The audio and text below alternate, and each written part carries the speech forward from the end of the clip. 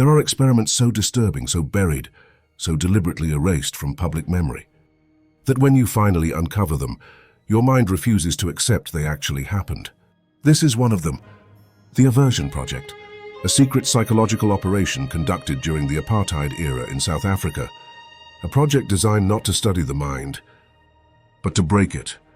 To understand why it existed, you have to understand the mindset of the regime. The government at the time believed anything outside their rigid moral doctrine was a threat, not just politically, but biologically. They feared certain behaviors like a contagion, something that could spread, weaken, or destabilize their control over society.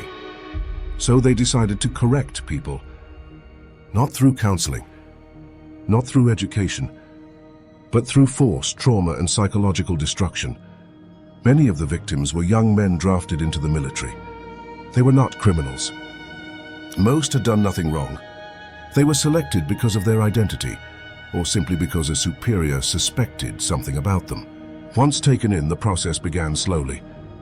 Interrogations, threats, isolation, attempts to shame them into compliance. But when that wasn't enough, the real experiment started. Doctors, military doctors, performed chemical castration, electric shock treatments, forced hormone injections, massive doses of sedatives, hallucinogenic drugs used not to study the mind, but to terrorize it into submission. Some victims were strapped to metal tables and shocked until they lost consciousness. Others were hypnotized and given commands designed to rewire their sense of identity.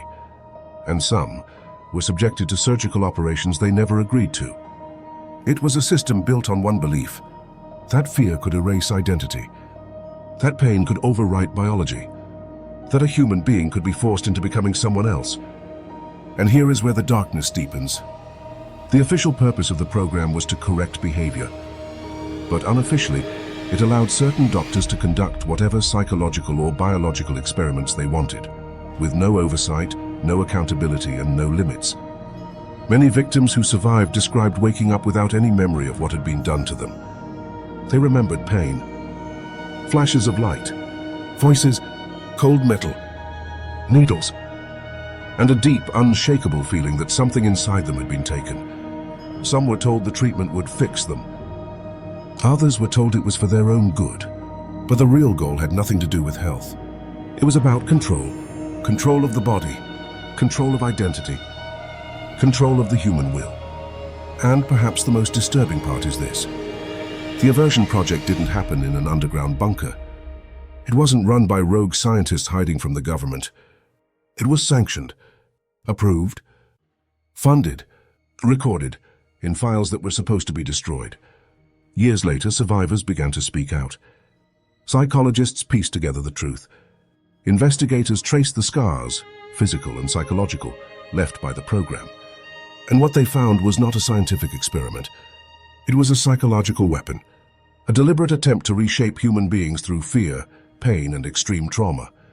Many victims never recovered. Some lost their identities entirely. Some lost the ability to feel emotion. Others described waking up years later, feeling like their memories belonged to someone else. And the doctors? Most of them were never punished. Some continued their medical careers. A few even left the country, starting new lives with clean reputations. Today, the Aversion Project remains a dark, almost forgotten chapter of human psychology, overshadowed by larger, more famous experiments. But in many ways, it is one of the most terrifying. Because it wasn't about discovering how the mind works. It was about discovering how the mind can be destroyed. And once you understand that, you're forced to ask a question no one wants to confront.